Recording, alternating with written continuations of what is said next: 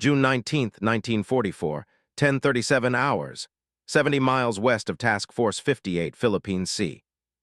Flight Petty Officer First Class Kiyoshi Takahashi gripped the control stick of his Mitsubishi A6M50 fighter, his hands steady despite what his instruments were telling him. At 22 years old, he had been flying combat missions for exactly 93 days. 3 months. That was the entirety of his operational experience before being assigned to Carrier Division 1 aboard the Taiho, Vice Admiral Jisaburo Ozawa's flagship. The morning sun blazed across the Pacific, transforming the water below into a sheet of hammered silver. Somewhere ahead, beyond the horizon, lay the American fleet. Takahashi's radio crackled with increasingly frantic calls from his squadron leader. Through the static, he could make out fragments of warnings, position reports, and something else, something he had never heard in the voices of his superiors before this moment. Fear. Then he saw them. At first, they appeared as dark specks against the blinding sky, perhaps 20 or 30 aircraft. But as his eyes adjusted, the full scope of what awaited became horrifyingly clear. The sky ahead was filled with American fighters, not dozens, but what seemed like hundreds, stacked in layers from 10,000 feet down to the deck. They moved with a coordination and precision that violated everything Takahashi had been taught about American pilots. The instructors at Tsuchiura had assured him, repeatedly, that American aviators were poorly trained, that they relied on numbers and machinery rather than skill, that their fighters were clumsy and slow. The aircraft diving toward his formation proved otherwise. They were Grumman F-6F Hellcats, and they were neither clumsy nor slow. Takahashi watched as the lead American fighter rolled inverted and plunged toward the Japanese formation at a speed that should have been impossible for such a large aircraft. His squadron leader's Zero exploded in a fireball before Takahashi could even process what had happened. No evasive maneuver, no desperate radio call, just sudden, absolute annihilation. A 2-second burst of 650 caliber machine guns, and a pilot with over 2,000 hours of flight time simply ceased to exist.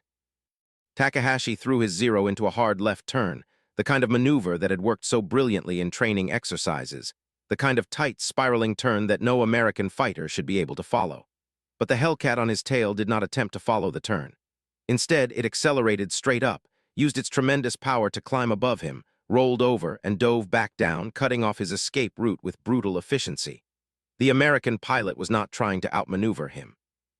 The American pilot was dictating the terms of engagement entirely. In the 8 minutes that followed, Takahashi would witness the systematic destruction of everything he had been told about aerial combat, about American capabilities, about the invincibility of the Zero fighter that had dominated the Pacific skies since Pearl Harbor. What he could not know, as he desperately maneuvered to avoid the Americans who seemed to be everywhere at once, was that he was experiencing the opening act of what would become the greatest one-sided slaughter in naval aviation history. The Americans would later call it the Great Marianas Turkey Shoot. For the Japanese, it was the day their naval air power died.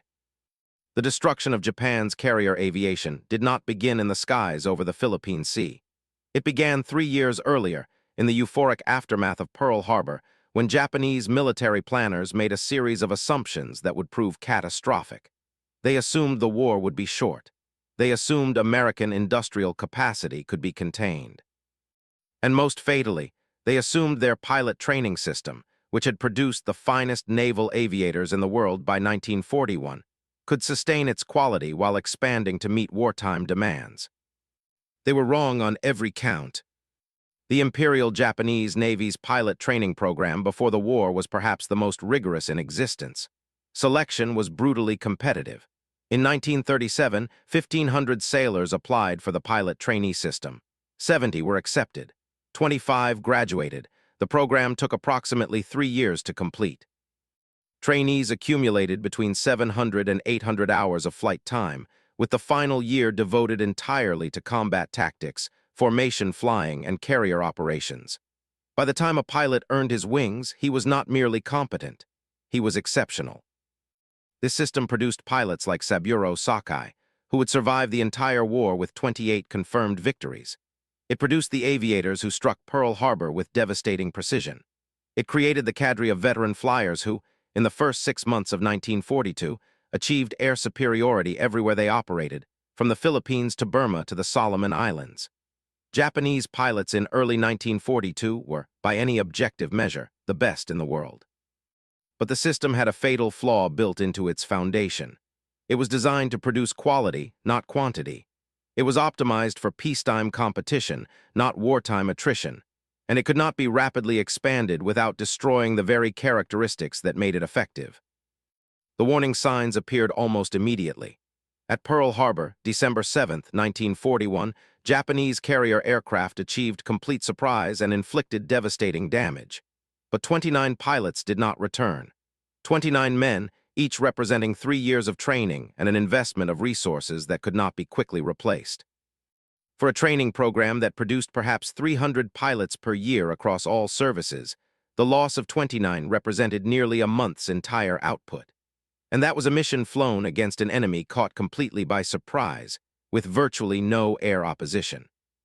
The mathematics were brutal and unforgiving. In the Battle of the Coral Sea, May 1942, Japan lost 69 carrier aircraft and their crews. At Midway, 1 month later, over 100 trained naval aviators were killed in a single day. The entire aircrew complement of 4 fleet carriers, men with years of experience, simply disappeared beneath the Pacific. Then came the grinding attrition of the Solomon Islands campaign, where from August 1942 through February 1943, Japan lost hundreds more pilots in daily combat operations over Guadalcanal and the surrounding waters. By mid-1943, Allied pilots began noticing something remarkable. Their Japanese opponents were making mistakes that veteran pilots simply did not make. They were flying predictable patterns. They were breaking off attacks prematurely. They were failing at basic navigation. In March 1943, much of the 68th Air Regiment was lost not to enemy action, but to poor navigation on the flight from Thach to Rabaul. Experienced Japanese commanders began complaining about the quality of replacement aircrews as early as the Battle of the Coral Sea. The Japanese Navy faced an impossible dilemma. It could maintain its rigorous 3-year training program and accept that losses would far outpace replacement, or it could dramatically shorten training and accept that pilot quality would plummet. Rational military planning would have demanded immediate reform, a comprehensive overhaul of training methodology to balance quality with the demands of sustained combat operations. The United States and Britain both made exactly such adjustments, finding ways to produce capable pilots more quickly without completely sacrificing skill development. Japan did neither. The training program remained fundamentally unchanged in structure even as casualties mounted. There was no systematic integration of combat veterans into the training command to pass on hard-won tactical knowledge. There was no adoption of more efficient training methods. Instead, as instructor pilots were pulled from training units to fill operational squadron rosters, as fuel allocations for training were cut to preserve aviation gasoline for combat operations. As the time allocated to each phase of training was progressively shortened, the program simply collapsed in quality while trying to maintain the appearance of its former rigor. By early 1944, flight training hours had been slashed from 700 to 500, then lower still. Advanced tactical training, once an entire year of the program, was compressed into weeks. Carrier landing practice, perhaps the most difficult and dangerous skill a naval aviator must master, was reduced to a handful of attempts before pilots were declared combat-ready. Saburo Sakai, the ace who had survived since Pearl Harbor, was assigned to train new pilots in 1943. He found them, in his words, arrogant and unskilled, students who outranked their instructors but possessed a fraction of their capability. We couldn't watch for individual errors and take the long hours necessary to weed the faults out of a trainee, Sakai recalled. Hardly a day passed when fire engines and ambulances did not race down the runways, sirens shrieking, to dig one or more pilots out of the plane they had wrecked on a clumsy takeoff or landing. The decision to prioritize quantity over quality was not made consciously or suddenly. It emerged gradually, the cumulative result of hundreds of small compromises forced by the reality that experienced pilots were dying faster than they could be replaced. By June 1944, when Vice Admiral Ozawa assembled his Mobile fleet for what he hoped would be the decisive battle of the Pacific War, many of his pilots had less than 100 hours of total flight time. Some had been in training for as little as 3 to 4 months. They could take off and land. They could fly in formation on clear days. But they had never experienced actual combat, had never fired their guns at a maneuvering target, had never made a carrier landing at night or in rough weather. And they were about to face American pilots who had, on average, over 500 hours of flight time, 18 months of progressive training, and in many cases, months of combat experience. More critically, they were about to face American pilots flying an aircraft specifically designed to exploit every weakness of the Zero fighter they had once dominated the Pacific with. The Mitsubishi A6M0 represented a design philosophy fundamentally different from American fighter development.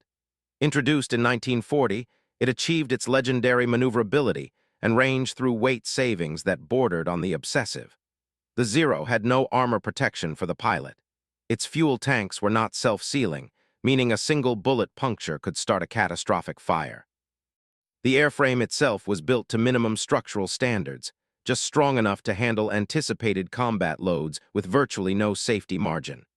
At 5,300 pounds combat weight, the Zero was extraordinarily light for a fighter aircraft. This design philosophy made perfect sense given Japanese strategic requirements in 1940. Japan needed fighters that could escort bombers over vast Pacific distances, that could operate from short runway carriers, that could outmaneuver any opponent in a dogfight. The Zero delivered all of these capabilities brilliantly. In the hands of a skilled pilot, one who could use superior agility to avoid being hit rather than relying on armor to survive being hit, the Zero was devastatingly effective. But it was a fighter optimized for a specific tactical doctrine, flown by pilots trained to a specific standard, operating under conditions that by 1944 no longer existed. The veteran pilots who could exploit the Zero's strengths while compensating for its weaknesses were dead. The long-range missions over China and Southeast Asia that justified the Zero's fuel capacity were no longer being flown, and the Americans had stopped trying to outturn the Zero in dogfights. They had built a fighter specifically designed to beat the Zero by refusing to fight on its terms. The Grumman F-6F Hellcat first flew in June 1942, just 1 week before the Battle of Midway permanently shifted the balance of naval power in the Pacific. Its development had been directly influenced by Lieutenant Commander Edward Butch O'Hare, who toured the Grumman facility in April 1942 and provided detailed combat analysis of the Zero's capabilities. Based on these insights, Grumman engineers made a critical decision. They would not try to outmaneuver the Zero. They would build a fighter that could dictate the terms of every engagement through superior speed, firepower, and survivability. Powered by a 2,000 horsepower Pratt & Whitney R2800 double Wasp radial engine, the Hellcat weighed nearly 10,000 pounds fully loaded, almost double the Zero's combat weight. That weight included comprehensive armor protection for the pilot, self-sealing fuel tanks, a robust airframe that could absorb tremendous battle damage, and an armament of 650 caliber machine guns that could deliver crushing firepower. At 380 miles per hour maximum speed, it was not dramatically faster than the Zero's top speed of 340 miles per hour. But the Hellcat maintained its speed and maneuverability at high altitude, while the Zero's performance degraded significantly above 15,000 feet. More importantly, the Hellcat excelled at the tactics American pilots had developed specifically to counter the Zero. The Thach weave, developed by Commander John Thach in 1942, used pairs of fighters working together to create a defensive scissors pattern that negated the Zero's turning advantage. Boom and zoom tactics, diving on enemy aircraft from altitude, firing, and using superior power to climb away before the Zero could respond, played directly to the Hellcat's strengths. And in a straight dive or climb, the Hellcat had such overwhelming power advantage that no Zero could follow. The first production Hellcats rolled off Grumman's assembly line at Flint, Michigan, in October 1942. By January 1943, Fighting Squadron 9 was conducting carrier qualifications aboard USS Essex. The Hellcat made its combat debut in August 1943 during strikes on Marcus Island. Over the following months, as more carrier squadrons transitioned to the new fighter, American pilots began compiling an unprecedented combat record. On November 23, 1943, Hellcats engaged Zero fighters over Tarawa in the Gilbert Islands and scored 30 kills at the loss of 1 aircraft. The 30-to-1 kill ratio was extraordinary, almost beyond belief, but it would prove to be not an aberration but a preview of what was coming. By February 1944, the Hellcat had become the standard fighter on American fleet carriers. American pilot training had simultaneously reached peak efficiency. The United States Navy was producing over 20,000 pilots per year, each with a minimum of 500 hours flight time and 18 months of progressive training. Replacement air groups provided final polish before pilots joined operational squadrons. Veteran aviators rotated home from combat tour to serve as instructors, ensuring that hard-won tactical knowledge was systematically passed to new pilots. The industrial capacity that Japan's leaders had hoped to contain was producing not just more aircraft but more capable aircraft, flown by better-trained pilots, supported by a logistics system that could sustain operations indefinitely. The stage was set for a confrontation that would determine the course of the Pacific War. Admiral Somu Toyoda, who had assumed command of the combined fleet after Admiral Mainichi Koga was killed in a typhoon in March 1944, finalized Operation Eigo in early June. The plan called for the decisive battle Japanese naval doctrine had sought since the war's opening days.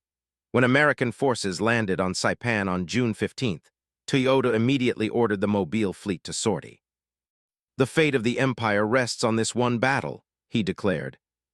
Vice Admiral Ozawa assembled his forces at sea on June 16th. His fleet included 9 aircraft carriers with 473 aircraft, 5 battleships, 11 heavy cruisers, 2 light cruisers, and 28 destroyers. It was an imposing force on paper, nearly all of Japan's remaining carrier strength concentrated for a single decisive blow. But the 473 aircraft were flown by pilots who, in many cases, had never fired their guns in combat. The careful coordination that had made Japanese naval aviation so devastating in 1941 had degraded into barely controlled chaos. Ozawa believed he held several advantages. His aircraft, particularly the Zero fighters, had longer range than American carrier aircraft. He could launch strikes from 300 miles away, while the Americans could not effectively respond from beyond 200 miles. Land-based aircraft on Guam would supplement his carrier strikes, overwhelming American defenses through sheer numbers. And he expected that his pilots, while perhaps not as experienced as the men who struck Pearl Harbor, were still adequate for the mission. They had completed training. They knew formation procedures. They understood basic attack tactics. What Ozawa did not fully appreciate was that the Americans knew his plans. Admiral Koga's plane had crashed in a typhoon in March 1944, but his chief of staff, Vice Admiral Shigeru Fukudome, had been in an accompanying aircraft, carrying the complete operational plans for Eigo. Fukudome had survived the crash and been captured by Filipino guerrillas. The plans found their way to General Douglas MacArthur's intelligence service, were translated, and forwarded to Admiral Chester Nimitz in Hawaii. By June 19th, American commanders knew exactly what Ozawa intended to do. Admiral Raymond Spruance, commanding the 5th Fleet, positioned Task Force 58 west of Saipan on June 18th. Vice Admiral Mark Mitcher commanded the Fast Carrier Task Force directly, organizing 15 fleet carriers into 4 task groups with a total of 956 aircraft. 7 battleships, 13 cruisers, and 58 destroyers provided anti-aircraft defense. 28 submarines formed a picket line to the west, watching for Japanese fleet movements. The submarines spotted Ozawa's fleet almost immediately. USS Flying Fish detected the Japanese force at 6:35 in the evening on June 15th, steaming east through San Bernardino Strait. USS Seahorse found another element an hour later, heading north. The Americans knew the Japanese were coming, knew their approximate strength, and knew their intended tactics. Spruance made a calculated decision. He would not steam west to meet the Japanese at long range. Instead, he would maintain position near Saipan, force the Japanese to come to him, and let American fighters and anti-aircraft fire destroy Ozawa's aircraft before they could reach his carriers. It was a defensive strategy that surrendered the initiative, but played directly to American strengths. The Japanese would have to fly through layer after layer of combat air patrols. American radar would detect incoming raids at extreme range, providing time to vector fighters to interception points. And if any Japanese aircraft penetrated the fighter screen, they would face a wall of anti-aircraft fire equipped with the VT proximity fuse, a top-secret weapon the Japanese knew nothing about. The proximity fuse detonated automatically when passing near an aircraft, dramatically increasing the effectiveness of anti-aircraft fire. June 19th dawned with conditions that favored the Americans in every particular. The sky was cloudless, visibility unlimited. A moderate breeze from the east meant American carriers could launch and recover aircraft while steaming toward the enemy, while Japanese carriers had to turn away from the Americans to get wind over their decks for flight operations. And crucially, American pilots would be fighting over their own fleet. Damaged aircraft could attempt to reach friendly carriers. Pilots who ditched would be rescued by destroyers and submarines positioned specifically for that purpose. Japanese pilots, fighting over 300 miles from their carriers, faced a return flight that would test their navigation skills and fuel management to the limit. At 5:50 in the morning, a Zero from the Japanese airfield at Guam spotted Task Force 58. Over the next hour, Japanese commanders on Guam scrambled every available aircraft for a strike. But American radar operators detected the formation assembling, and Hellcats from USS Belleau Wood were dispatched to intercept. They arrived over Orote Field while Japanese aircraft were still taking off, shooting down 35 enemy planes in a chaotic battle over the airfield itself. One American Hellcat was lost. The ease of that first engagement should have warned Ozawa what was coming, but communications between land-based and carrier forces were poor, and the carrier admiral received only fragmentary reports. At 9:57 in the morning, he launched the first of 4 massive strikes against the American fleet. Raid 1 consisted of 68 aircraft, 45 Zero fighters, 16 Yokosuka D-4Y Judy dive bombers, and 8 Nakajima B-6N Jill torpedo bombers. They formed up and headed east toward where scouts reported the American carriers. At 10:40 hours, American radar operators on the picket destroyers detected the incoming raid at 150 miles range. The fleet went to battle stations. Every carrier began launching fighters, catapulting Hellcats into the air as quickly as flight deck crews could position them. Within minutes, 220 F-6F Hellcats were airborne, stacked in layers from 10,000 to 25,000 feet, positioned 50 to 70 miles ahead of the fleet. The Americans had achieved something unprecedented in naval aviation. They had created a fighter screen so dense that virtually no attacker could penetrate it unscathed. The Japanese formation flew straight into this aerial wall at 10:23. The first wave of Hellcats hit them 70 miles from the fleet. What followed was not a battle. It was an execution. The American pilots, flying in coordinated 2-plane sections, worked systematically through the Japanese formation. One Hellcat would dive on a target from above while his wingman covered his attack and prevented other Japanese aircraft from interfering. After firing, both Americans would use their superior power to climb away, reposition, and attack again. The Japanese pilots, many of whom had never experienced air combat before this moment, found themselves unable to respond effectively. Their training had taught them to maneuver and countermaneuver in dogfights. But the Americans were not dogfighting. They were simply diving through the formation, firing devastating bursts, and climbing away before the Japanese could react. The Zero's vaunted maneuverability meant nothing when American pilots refused to turn with them. The D-4Y dive bomber, though reasonably fast, had virtually no defensive armament and exploded spectacularly when hit. The B-6N torpedo bomber was even more vulnerable, large and slow and unarmored. In the first interception, 25 Japanese aircraft were destroyed. The survivors pressed on, desperate to reach the American fleet, only to encounter wave after wave of fresh Hellcats as they penetrated deeper into the defense. By the time the remnants of Raid 1 actually sighted American ships, 42 of the original 68 aircraft had been shot down. The survivors managed a few scattered attacks that accomplished nothing before turning for home. Most did not make it. Only 27 aircraft from Raid 1 returned to their carriers. Ozawa, receiving optimistic and completely inaccurate reports from his pilots, launched Raid 2 at 10:56. This was the main strike, 128 aircraft including 53 Judy dive bombers, 27 Jill torpedo bombers, and 48 Zero fighters. It was the largest single carrier strike the Japanese had launched since Midway. American radar detected it immediately. More Hellcats scrambled. The fighters that had destroyed Raid 1, having landed, refueled, and rearmed in less than 30 minutes, were already back on station. Raid 2 met the same fate as Raid 1, but on an even more catastrophic scale. The American fighters tore into the formation from multiple directions simultaneously. The Japanese pilots, poorly trained in mutual defense, broke formation trying to evade, which only made them easier targets. Zeros attempting to protect the bombers found themselves outclimbed and outrun by Hellcats that seemed to be everywhere at once. The dive bombers and torpedo planes, stripped of fighter protection, died in droves. 97 aircraft from Raid 2 were destroyed, 97 out of 128. The handful that reached the American fleet scored no hits whatsoever. 6 aircraft returned to their carriers. At 1 hour past noon, Ozawa launched Raid 3 47 aircraft. At this point, the Japanese admiral should have recognized that something was catastrophically wrong. 2 massive strikes had been launched. Almost none had returned. The American fleet was still intact, still operational, still launching aircraft. But Ozawa, receiving reports from surviving pilots that grossly exaggerated their success and minimized their losses, believed his attacks were succeeding. He thought Japanese aircraft were landing on Guam to refuel before attacking again. Raid 3 never reached the American fleet at all.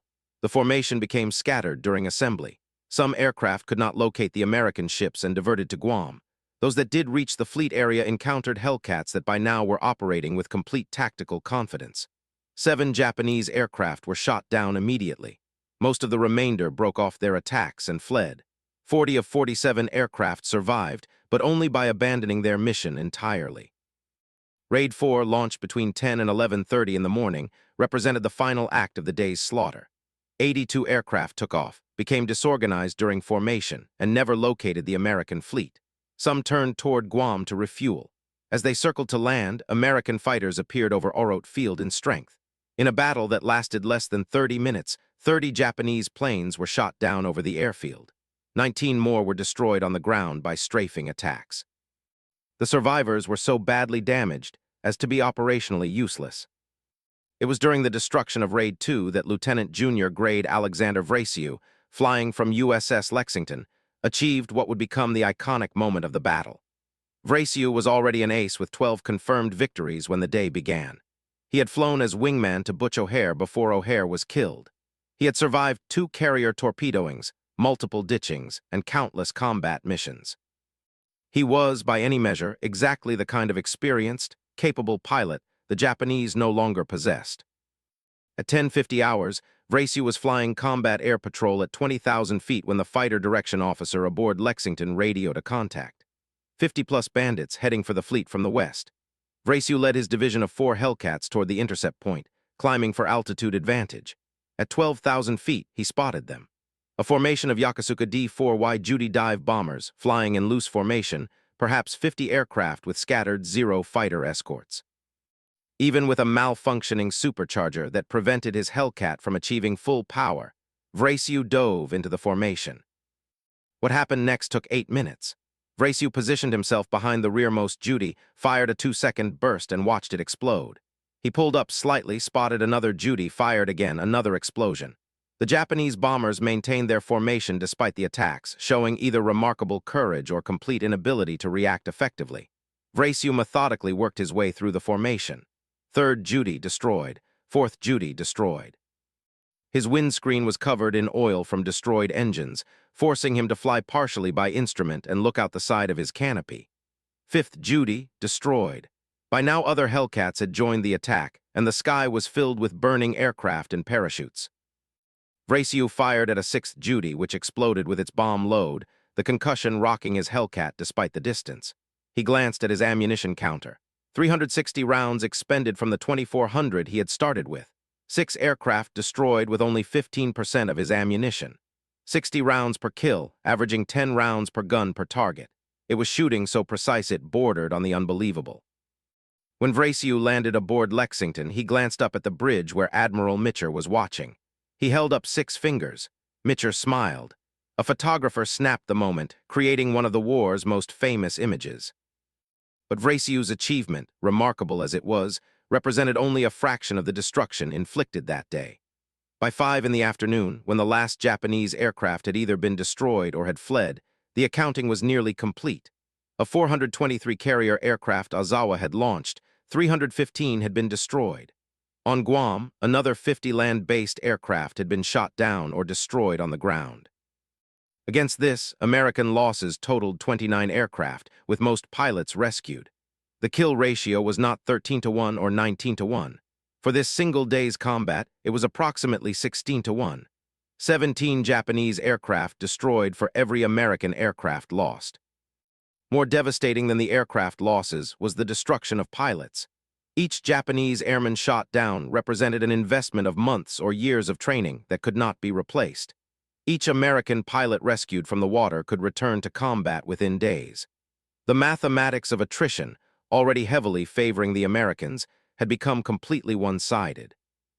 A pilot aboard USS Lexington, watching the one-sided destruction, remarked to his squadron mates, "Why, hell, it was just like an old-time turkey shoot down home."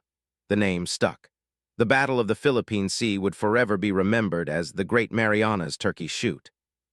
But the day's disasters for Japan were not yet complete. While the aerial slaughter unfolded, American submarines had been stalking Ozawa's carriers. USS Albacore, positioned along the suspected Japanese approach route, obtained a firing solution on the carrier Taiho, Ozawa's flagship. At 9:32 in the morning, Albacore fired 6 torpedoes. One struck Taiho's hull, causing what initially appeared to be minor damage. But the torpedo had ruptured aviation gasoline tanks. Fuel vapors began spreading through the ship. At 3:32 in the afternoon, a single spark ignited the vapors. Taiho exploded from within, massive secondary explosions tearing through the carrier. She sank with the loss of 1,600 men. USS Kavala, another American submarine, found the carrier Shikaku, veteran of Pearl Harbor and every major carrier battle since. Kavala fired 4 torpedoes at 11:52. 3 struck home. Shikaku's damage control parties fought desperately to save the ship, but uncontrollable fires reached the aviation gasoline storage and ammunition magazines. At 3 in the afternoon, Shikaku exploded and sank, taking 1,200 men with her.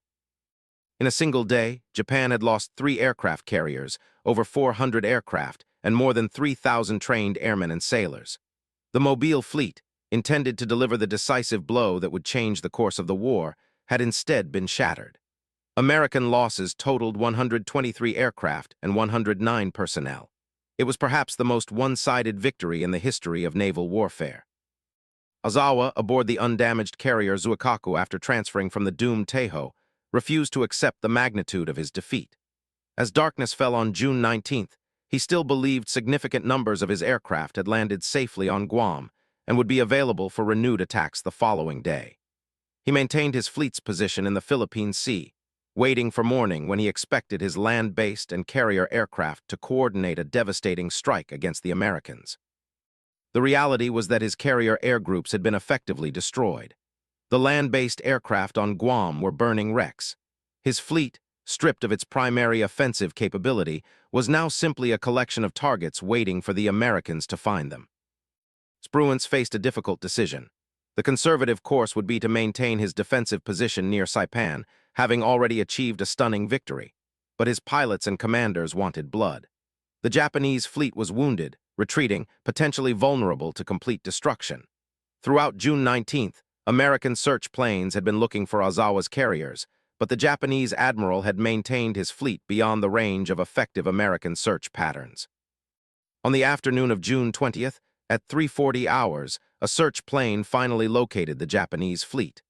They were 275 miles away, near the extreme limit of American aircraft range.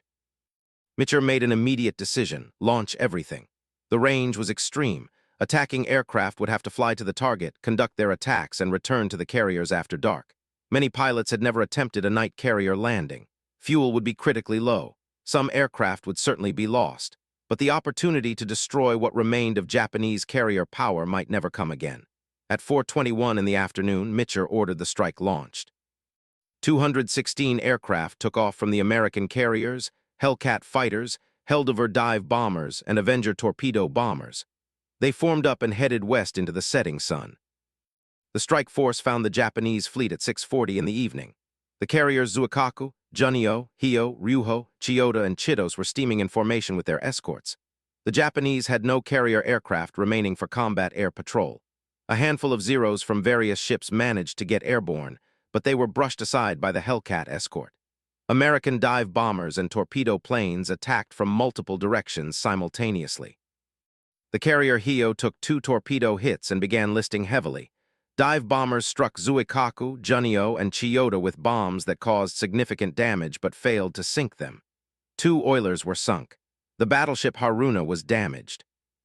The attacks lasted approximately 20 minutes. By 7:05, American aircraft were forming up for the long flight back to their carriers. The sun was already below the horizon. They would be flying east into complete darkness, navigation by compass and dead reckoning, fuel gauges steadily dropping toward empty. As they flew, Hio rolled over and sank, taking 1,600 men with her. Behind them, the remnants of the Japanese Mobile fleet turned northwest and fled at maximum speed, abandoning any pretense of continuing the battle. The return flight became an ordeal that tested even experienced pilots to their limits. Darkness fell completely by 8 in the evening. Aircraft ran out of fuel one by one, their pilots forced to ditch in the Black Pacific and hope for rescue. Navigation errors scattered the strike force across hundreds of miles of ocean. Some pilots, disoriented and desperate, flew south toward Japanese-held islands rather than east toward the American fleet. Radio communications became increasingly frantic as fuel ran out, and pilots realized they might not make it home. Mitcher made a decision that would save dozens of lives, but violated every operational security protocol. He ordered every ship in Task Force 58 to turn on its lights. Searchlights pointed straight up as navigation beacons. Trucks on carrier decks turned on their headlights. Destroyers illuminated themselves completely. The display created a brilliantly lit pathway home for returning aircraft, visible for miles across the dark ocean. It also made the American fleet visible to any Japanese submarine in the area, transforming every ship into a perfect torpedo target. Mitcher accepted the risk. Saving his pilots was worth more than the potential for additional ship losses. Aircraft began arriving over the fleet at 8:50, nearly out of fuel, pilots exhausted, many attempting their first night carrier landings. The scene on carrier flight decks became controlled chaos. Landing signal officers brought aircraft aboard as quickly as possible, sometimes with planes landing on one carrier that had launched from another. Crashes were frequent. Aircraft barriers were smashed. Some planes missed the arresting wires entirely and careened into parked aircraft. But the frantic pace of recovery operations saved lives that would otherwise have been lost. Alexander Vrasiu, who had shot down 6 aircraft the previous day, now faced his own survival challenge. His Hellcat was running on fumes, fuel gauge registering nearly empty. He spotted Lexington's lights through the darkness and entered the landing pattern. His approach was stable despite exhaustion and low fuel. He caught the number 2 wire, his Hellcat jolting to a stop on the deck. Ground crew ran to his aircraft. When they checked his fuel tank, they found he had perhaps 5 minutes of flight time remaining. Another pilot, attempting to land on the wrong carrier in the darkness, watched his engine quit on final approach. He pancaked onto the deck without power, surviving only because the landing signal officer had seen the situation developing and managed to clear the landing area. The recovery operations continued until past midnight. By morning of June 21st, the accounting was complete. 80 American aircraft had been lost during the strike and return flight, but destroyers and submarines scattered across the Philippine Sea had rescued most of the downed pilots. Only 49 airmen were killed or remained missing. Against this, the Americans had sunk the carrier Hio, damaged 2 other carriers so severely they would never return to combat operations, and destroyed an additional 65 Japanese aircraft. For the Japanese, the Battle of the Philippine Sea represented not just a tactical defeat, but the effective end of their naval aviation as an offensive force. Over 2 days, they had lost 3 fleet carriers, 476 carrier aircraft, approximately 50 land-based aircraft on Guam, and over 3,000 trained personnel. The Mobile fleet still existed as a collection of ships, but it no longer possessed the aircraft or trained pilots to conduct meaningful offensive operations. Zuikaku, the last surviving carrier from the Pearl Harbor attack, would serve primarily as a decoy in future operations, her flight deck empty of operational aircraft. The psychological impact on surviving Japanese pilots was perhaps even more devastating than the physical losses. Men who had been assured of their superiority, who had been told that American pilots were poorly trained and American aircraft inferior, had instead witnessed their complete and utter helplessness against an enemy that dictated every aspect of combat. The Zero fighter that had dominated the Pacific skies for 2.5 years had been revealed as obsolete. The tactical doctrines that had served so brilliantly in 1941 and 1942 were now suicide in the face of American numerical superiority, better aircraft, and superior training. Flight Petty Officer Kiyoshi Takahashi, the young pilot who had watched his squadron disintegrate during the morning attacks of June 19th, was among the handful who survived to return to his carrier. His Zero had been hit multiple times. The fabric control surfaces were shredded. One of his main landing gear legs had failed to extend properly, but he had managed to coax the damaged fighter back to the fleet and execute a harrowing landing aboard Zuikaku. When maintenance crews examined his aircraft, they counted 37 bullet holes. Any one of several hits could have been fatal had they struck slightly differently. That he had survived at all was remarkable. Takahashi was debriefed by his squadron commander, a veteran of China and the early Pacific campaigns who had over 1,500 hours of flight time and 9 confirmed victories. The commander listened to Takahashi's account of the battle, the overwhelming numbers of American fighters, their superior tactics, their ability to strike and escape before Japanese pilots could respond. When Takahashi finished, the commander said nothing for a long moment. Then he spoke quietly. "This is what we warned would happen. This is what we said would come if the war lasted long enough for America's industrial power to fully mobilize. We have the ships, we have the determination, but we no longer have the pilots or the time to train them, and without pilots, carriers are simply targets." The recognition was spreading through the surviving Japanese naval aviation community. They had lost not just a battle, but the capacity to wage carrier warfare effectively. The training system that had produced the superb pilots of 1941 and 1942 could not be reconstituted. The fuel for extensive training flights was no longer available. The experienced instructors were dead or assigned to combat units in a desperate attempt to fill squadron rosters. The time required to properly train carrier pilots, measured in years, exceeded the time Japan had left before American forces would be at the doorstep of the home islands. In the months following the Battle of the Philippine Sea, the Imperial Japanese Navy attempted to rebuild its carrier air groups. New pilots graduated from training programs at an accelerating pace, their flight hours reduced to 100 or even less, barely sufficient to take off and land safely. These partially trained aviators were assigned to operational squadrons with no expectation that they would survive more than a handful of missions.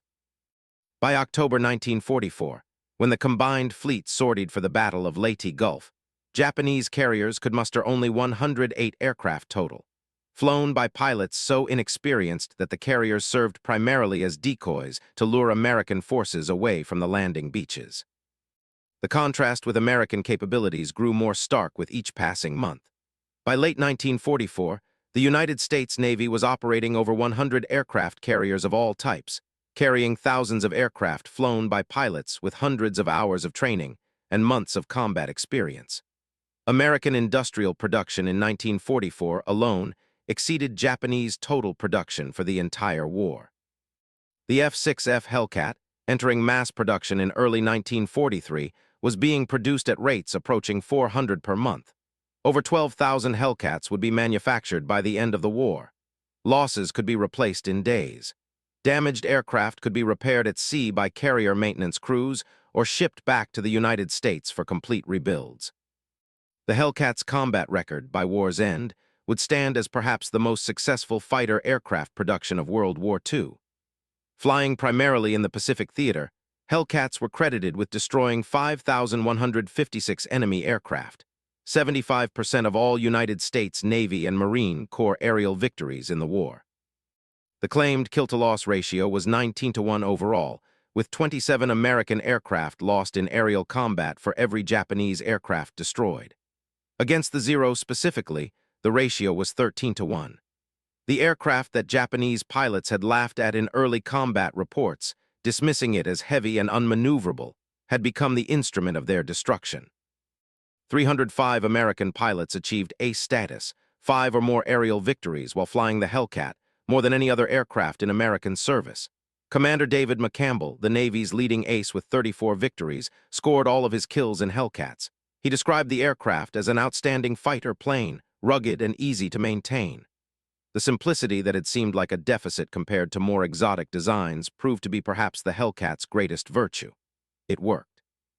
It kept working under conditions that would have grounded more complex aircraft, and it could be flown effectively by pilots with relatively moderate training, allowing American naval aviation to expand rapidly without catastrophic loss rates. The Japanese never developed an effective counter to the Hellcat. Later warfighters like the Kawanishi N-1KJ, George, possessed better performance than the Zero and included armor protection and self-sealing fuel tanks.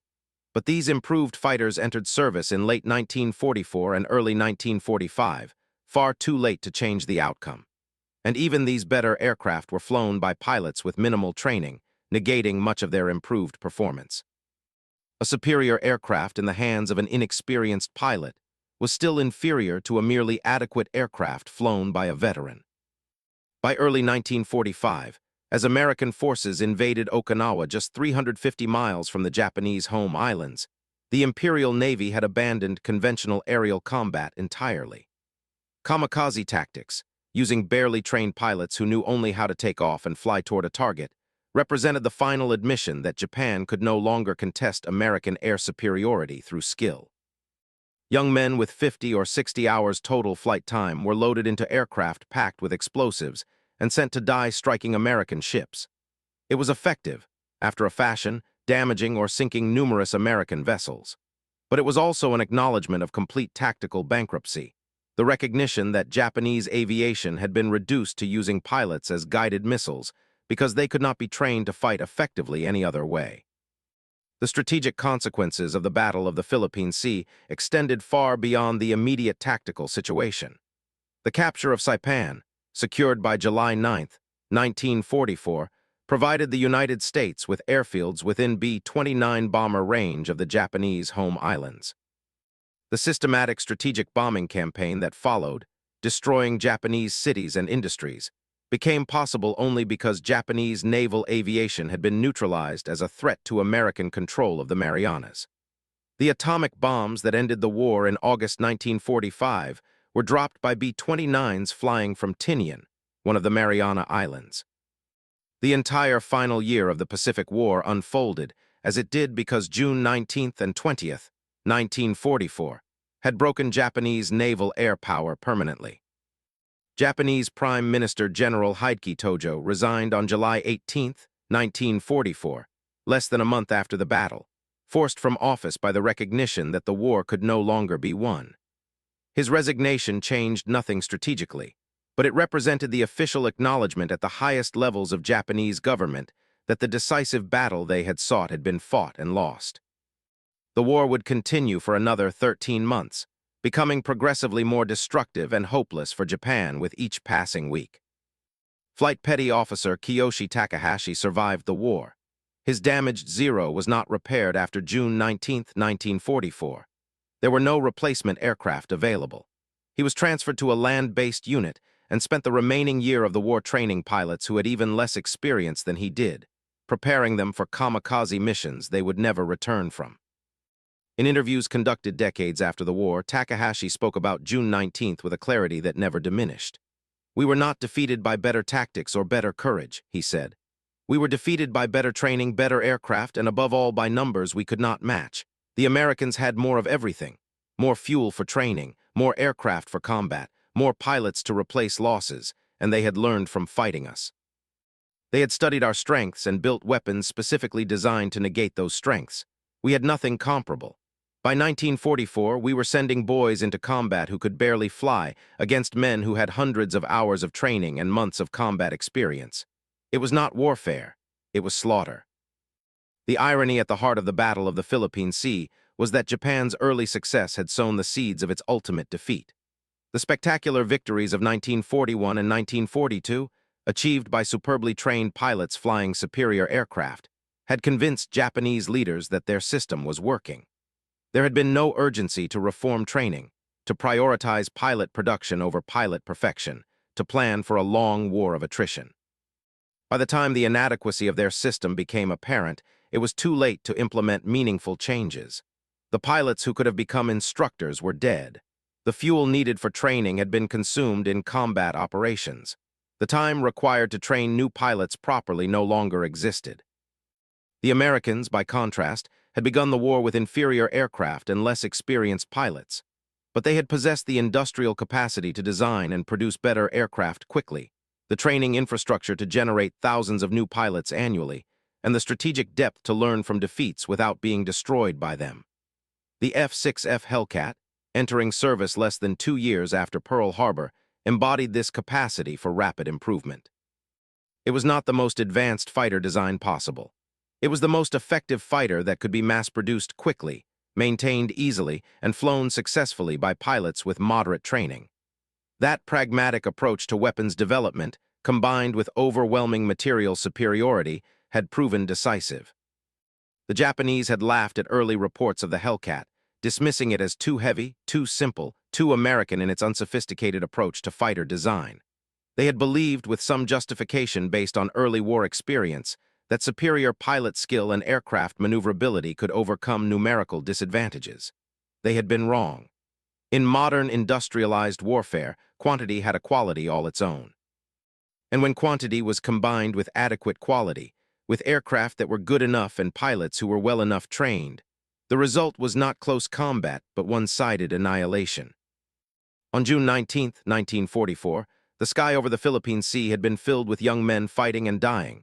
Japanese pilots who had been promised victory flying into a maelstrom, they had no chance of surviving American pilots who had been trained and equipped to exploit every advantage, systematically destroying an enemy that could not effectively fight back. It was called a turkey shoot, the casual slaughter of defenseless targets, and the name was grimly appropriate. In 8 hours of combat, the balance of air power in the Pacific had shifted so decisively that the outcome of the war was no longer in doubt. All that remained was the grinding work of advancing across the remaining Japanese-held territories toward the inevitable conclusion. The Hellcat had not won the war alone, but it had been the right weapon at the right time, flown by the right pilots, employed with the right tactics, supported by the industrial and training infrastructure that allowed its advantages to be exploited fully. Against the Zero, once the most feared fighter in the Pacific, flown by pilots who no longer had the training to use its strengths effectively, the Hellcat had achieved what its designers intended. It had turned aerial combat into an execution. And in doing so, it had helped win the Pacific War.